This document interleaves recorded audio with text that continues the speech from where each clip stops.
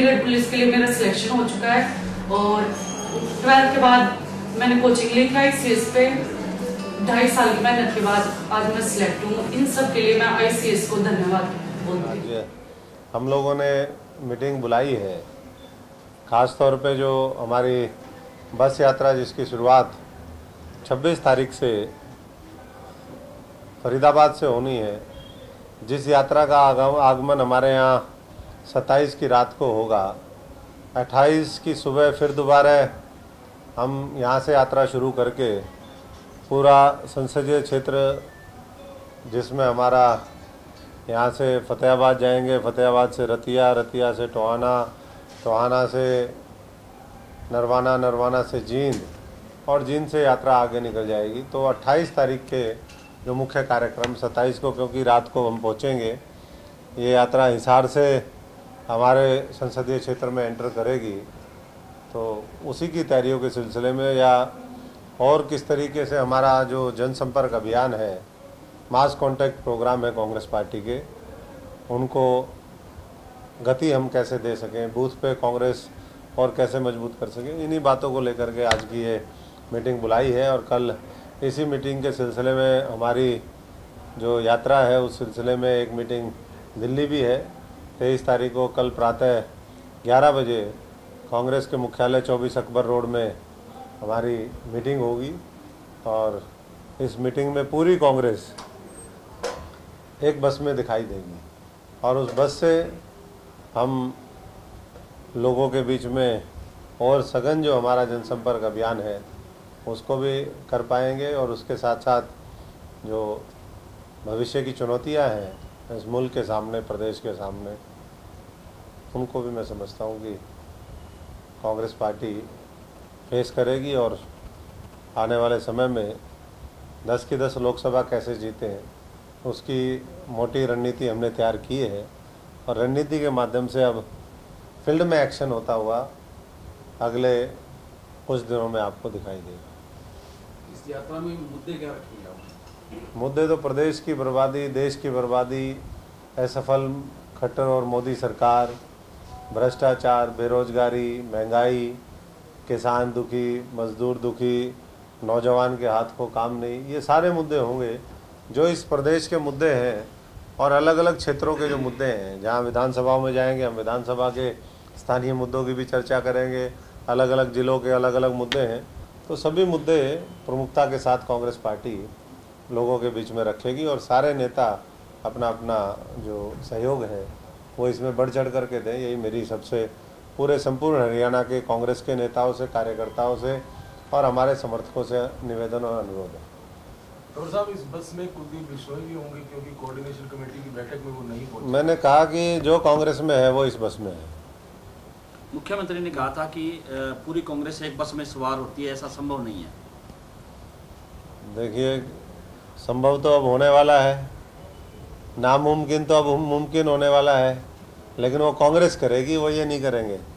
जिन लोगों ने कुछ नहीं किया पिछले 5 साल के अंदर, केवल लोगों को झूठे वायदे किए, नारे दिए, जुमले छोड़े, अब मैं समझता हूँ कि उनको असली तरीके से प्रदेश की, देश की जनता पहचान चुकी है और इसीलिए बदलाव का पूरा माहौल आज संपूर्ण हरियाणा और देश के अंदर तैयार है। आपसे भी जो मनभेद, मतभेद खत्म हो गए? कुछ नहीं, सब खत्म है, सब खत्म है। कांग्रेस एक है और मैं समझता हूँ कि कभी ये तो कई बार कुछ तो मीडिया की क्रिएशन होती थी, कई बार कुछ शब्दों का हेर फेर रहता था नेताओं का, बाकी कभी नहीं। कांग्रेस एक ही थी शुरू से, लक्ष्य सबका एक ही है? सभी पूरी कांग्रेस में, जो कांग्रेस में होगा वो बस में होगा। तो साहब, अगली कोऑर्डिनेशन कमेटी बस में होगा। बस में सवारियां अपने अपने स्टेशन पे उतर जाती हैं, कभी ऐसा तो नहीं होगा जिसका जहाँ स्टेशन है? नहीं, स्टेशन सबके स्टेशन, सारे स्टेशन हमारे सबके स्टेशन है, चंडीगढ़ और दिल्ली, ठीक है ना। ये ऐसा स्टेशन है जो शुरुआत से लेकर के आखिरी तक सब उसमें रहेंगे, इसीलिए ये प्रोग्राम बनाया गया है उसी हिसाब से, क्योंकि चुनाव को देखते हुए सारे जिलों को हम कवर कर सके, जल्दी से जल्दी वो कवर हो सके, क्योंकि बिल्कुल चुनावी हम समर में हैं, तो सारी बातें उसमें ध्यान रखें। कोऑर्डिनेशन कमेटी का जो संयोजक बनाया भूपेंद्र सिंह हुड्डा को, तो आप कांग्रेस के प्रदेश अध्यक्ष हैं, तो क्या इसके बजाय आपको नहीं बनाना चाहिए था? नहीं, मैं तो प्रदेश अध्यक्ष हूँ। प्रदेश अध्यक्ष तो ना कोऑर्डिनेशन कमेटी का अध्यक्ष होता है, मेंबर होता है। वो मेंबर होते हैं। बाकी तो अध्यक्ष होता है। सब सारे अध्यक्ष का अपना रोल है, CLP का अपना है, और जो प्रदेश के दूसरे नेता हैं सबका अपना अपना रोल है। और मैं समझता हूँ कि सबकी जिम्मेदारी ये बनती है कि जो रोल जिसको दिया जाए वो उसको अच्छे तरीके से निभाने का काम करे, और वो सब निभाएंगे। तंवर साहब, कुलदीप बिश्नोई क्या नाराज हैं या कोई नाराज नहीं। किसने कहा? उन्होंने कहा क्या? कोऑर्डिनेशन कमेटी बैठक में नहीं? नहीं, वो तो हम सुबह मिल के चले गए थे, कहीं उनके ज़रूरी काम थे। उन्होंने खुद कहा है कि ये जो उनके विरोधी हैं, भाजपा के लोग हैं, इन लोग के लोग हैं, जजपा के लोग हैं, विरोधी इस तरह की बात फैला रहे हैं। कांग्रेस में उनकी आस्था है, उनका विश्वास है, और कांग्रेस के माध्यम से आने वाले समय में मैं समझता हूँ कि पार्टी उनको जो महत्वपूर्ण भूमिका है चुनाव लड़ने की वो देगी, और वो जीतेंगे भी। जिस हिसाब से भाजपा को आप हराने के लिए रणनीति बन गई या बस में बढ़ेंगे? किसको? भाजपा को? जी। भाजपा तो हारी बैठी है। हम सड़कों पे निकलेंगे, लोग साथ जुड़ते जाएंगे, कारवा बनता जाएगा, और वो उनको साफ करेगा। भाजपा और जितने भी मुख्य विपक्षी दल हैं जो एक होकर के कांग्रेस के सामने सेटिंग करके जो चुनाव लड़ते हैं हमेशा, उनका सफाया इस चुनाव में तय है।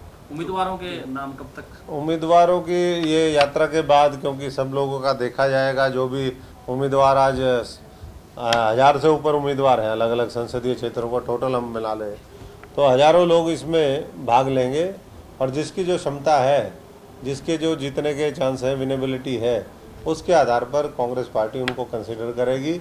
अप्रैल के पहले हफ्ते में हम वो प्रक्रिया शुरू करेंगे। इस बस में 65 सीटें हो, कितनी सीटें?